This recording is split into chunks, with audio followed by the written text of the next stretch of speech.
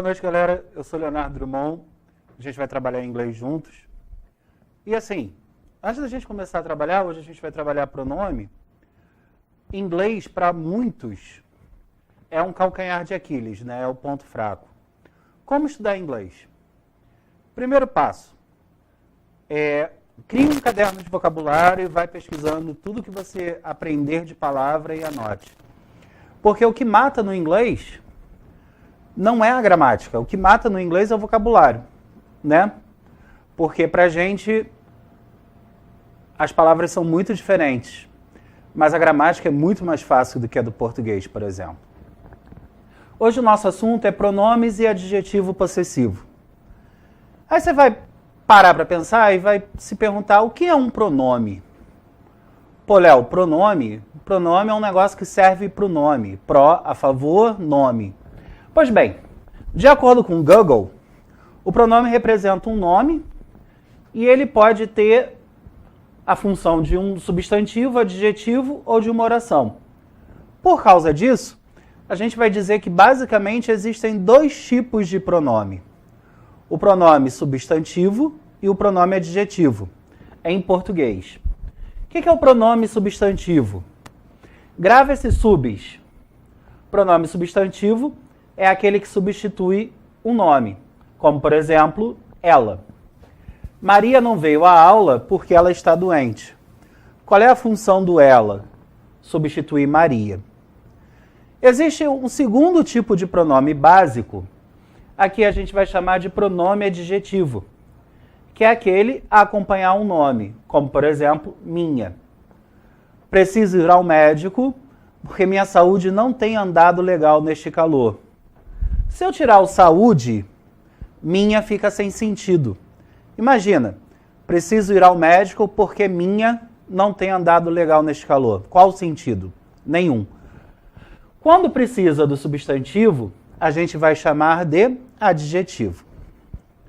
Pô, Léo, em inglês é assim também?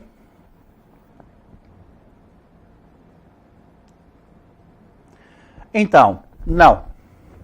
De acordo com o mesmo Google, a gente vai dizer o seguinte: a pronoun is a word that you use to refer to someone or something when you do not need to use a noun, often because the person or thing has been mentioned earlier. Examples are it, she, something, and myself.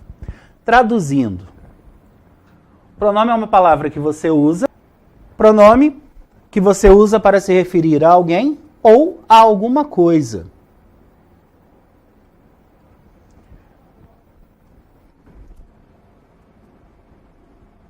Logo, o que a gente vai entender? Que no inglês não existe pronome adjetivo. Todo pronome substitui, tá? Todo pronome substitui um substantivo.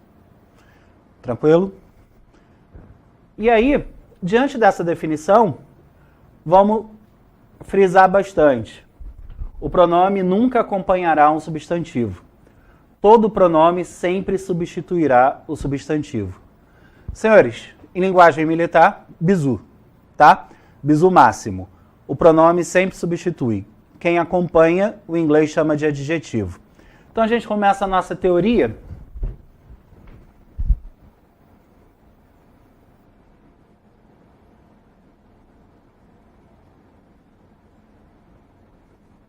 Com essa tabelinha aqui.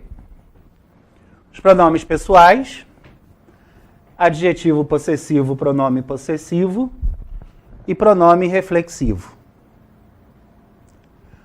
Como é que funciona isso? Com certeza, muita dessa tabela você aprendeu na escola. E agora a gente tem uma situação um pouco delicada. Algumas coisas você aprendeu errado na escola. Então a gente vai aprender o correto, tá? Lembrando, a sua prova é uma prova de leitura.